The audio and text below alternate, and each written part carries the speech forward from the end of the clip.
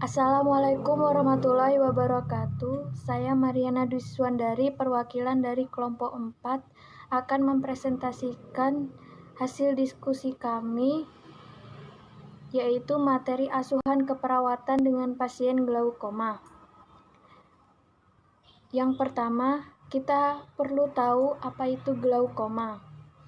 Glaukoma yaitu penyakit mata di mana saraf optik mengalami kerusakan dan diikuti oleh gangguan lapang pandang karena pengeluaran cairan bola mata atau humor aqueous yang mengalami hambatan.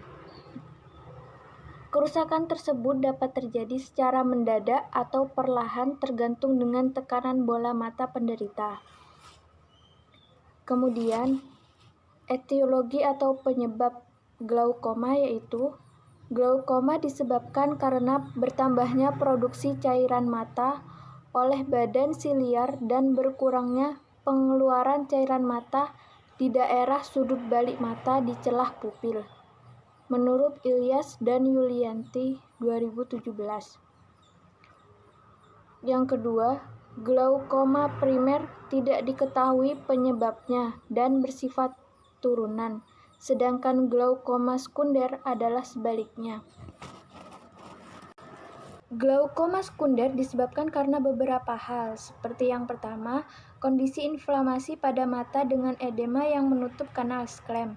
Yang kedua, tumor intraokuler yang menghalangi aliran keluarnya cairan aqueous. Yang ketiga, trauma dengan perdarahan intraokuler yang menghalangi kanal sklem. Dan trauma dalam bentuk edema kornea dan jaringan parut yang dapat menghambat aliran keluar cairan aqueous. Patofisiologi pada glaukoma. Penderita akan mengalami peningkatan tekanan intraokuler atau TIO. Peningkatan TIO terjadi karena adanya peningkatan produksi aqueous humor atau obstruksi aliran. TIO dianggap normal apabila kurang dari 20 mm air raksa atau 15-20 mm air raksa. Peningkatan TIO juga dapat menimbulkan penggaungan dan degenerasi saraf optikus yang dapat disebabkan oleh beberapa faktor, seperti yang pertama, adanya gangguan perdarahan pada papil yang menyebabkan degenerasi berkas serabut saraf pada papil saraf optik. Kedua, TIO yang tinggi secara mekanik menekan papil saraf optik yang merupakan tempat yang memiliki daya tahan paling lemah pada bola mata. Yang ketiga, kelainan lapang pandang pada glaukoma disebabkan oleh kerusakan serabut saraf optik. Kemudian, pathway dari glaukoma. Glaukoma dapat terjadi pada pasien yang berusia lebih dari 40 tahun, memiliki riwayat diabetes mellitus, kortikosteroid jangka panjang, miopia, maupun trauma mata. Obstruksi jaringan trabekular atau tersumbatnya jaringan trabekular oleh darah, sel-sel radang atau pigmen dari iris, yang menyebabkan terhambatnya cairan humor aqueous dalam mengalir melalui trabekular, yang menyebabkan TIO meningkat. Kemudian, ketika TIO meningkat, maka akan terjadi glaukoma. Yang kedua, nyeri pada mata, dan yang ketiga, gangguan saraf optik. Pada gangguan saraf optik ini terjadi perubahan penglihatan perifer.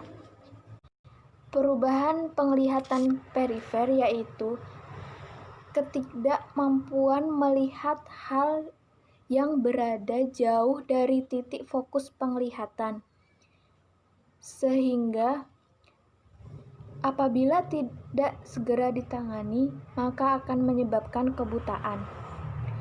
Juga perubahan penglihatan perifer dapat menyebabkan gangguan persepsi sensori. Yang ketiga, perubahan penglihatan perifer akan menyebabkan pasien mengalami ansietas atau kecemasan. Kemudian, peningkatan tekanan vitreus menyebabkan iris terdorong ke depan. Penyebab yang lainnya yaitu ruang anterior secara anatomis menyempit, sehingga iris terdorong ke depan menempel ke jaringan trabekuler dan menghambat humor aqueous mengalir ke saluran sklem. Kemudian, gejala yang timbul yaitu TIO meningkat. Nah, apabila TIO meningkat, maka akan terjadi glaukoma. TIO meningkat membutuhkan tindakan, yaitu tindakan operasi. Nah, seringkali seseorang mengabaikan dan tidak mengetahui tindakan apa yang perlu dilakukan untuk mengatasi glaukoma dan peningkatan dari tekanan intraokuler ini, sehingga muncul masalah keperawatan yaitu kurangnya pengetahuan. Kemudian manifestasi klinis yang dapat ditemukan pada pasien dengan glaukoma yang pertama, pandangan kabur, kesulitan dalam memfokuskan penglihatan. Yang ketiga, kesulitan dalam menyesuaikan mata dalam cahaya redup. Yang keempat, kehilangan penglihatan perifer. Yang kelima, rasa sakit atau ketidaknyamanan di sekitar mata. Yang terakhir yaitu sakit kepala karena gangguan persepsi visual menghilang ketika kerusakan saraf optik bertambah parah. Kemudian pemeriksaan penunjang. Yang pertama yaitu ada tonometri squint, yaitu digunakan untuk mengukur tekanan bola mata secara tidak langsung dengan cara melihat daya tekan alat di kornea. Yang kedua, oftalmoskopi, yaitu digunakan untuk memeriksa saraf optik dan diskus optik untuk mengetahui adanya edema, kerusakan, dan kerusakan struktural. Yang ketiga ada perimeter. Alat ini digunakan untuk memeriksa lapang pandang. Perimeter memiliki bentuk setengah bola dengan jari-jari 30 cm. Mata penderita diletakkan pada pusat parabola tersebut. Yang keempat, gonioskopi, yaitu alat yang digunakan untuk melihat keadaan sudut bilik mata yang dapat menyebabkan glaukoma. Kemudian penata laksanaan medis. Terapi medis glaukoma merupakan penyakit yang tidak dapat disembuhkan. Namun, penata laksanaan diperlukan untuk mencegah terjadinya kerusakan saraf optik yang lebih parah. Terapi farmakologi yang dilakukan diantaranya adalah untuk menurunkan dan mempertahankan TIO.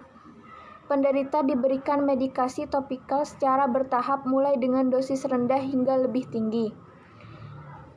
Melakukan konstriksi pupil dengan miotikum atau pilocarpine hidroklorid 2-4% setiap 3-6 jam untuk melancarkan aliran aqueous humor. Kemudian untuk mengurangi peradangan, nyeri, mual, dan muntah diberikan analgesik seperti petidin, anti muntah, atau kortikosteroid. Pengkajian keperawatan. Yang pertama, mengkaji riwayat atau adanya faktor-faktor resiko. Yang kedua, pemeriksaan fisik berdasarkan pengkajian umum pada mata. Yang ketiga, pemeriksaan diagnostik. Kemudian, diagnosa keperawatan yang dapat diambil dari pasien dengan glaukoma yaitu yang pertama, gangguan persepsi sensori. Penglihatan berhubungan dengan gangguan penerimaan, gangguan status organ ditandai dengan kehilangan lapang pandang progresif. Yang kedua, nyeri berhubungan dengan peningkatan TIO atau tekanan intraokuler. Yang ketiga, ansietas berhubungan dengan penurunan penglihatan aktual. Yang keempat, resiko tinggi injury berhubungan dengan penurunan lapang pandang. Yang kelima, gangguan citra tubuh berhubungan dengan hilangnya penglihatan. Yang keenam, ketidakmampuan dalam perawatan diri berhubungan dengan penurunan penglihatan.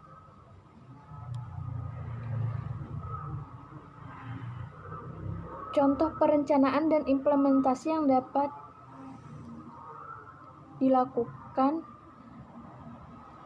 menurut diagnosa gangguan persepsi sensori penglihatan berhubungan dengan gangguan penerimaan. Gangguan status organ ditandai dengan kehilangan lapang pandang progresif. Tujuannya yaitu penggunaan penglihatan yang optimal. Intervensinya, yang pertama, pastikan derajat atau tipe penglihatan dengan rasional mempengaruhi harapan masa depan pasien. Yang kedua, dorong pasien mengekspresikan perasaan tentang kehilangan penglihatan. Dengan rasional, pasien menghadapi kemungkinan atau mengalami pengalaman kehilangan penglihatan sebagian atau total. Yang ketiga, tunjukkan pemberian tetes mata. Contoh, menghitung tetesan, mengikuti jadwal, tidak salah dosis.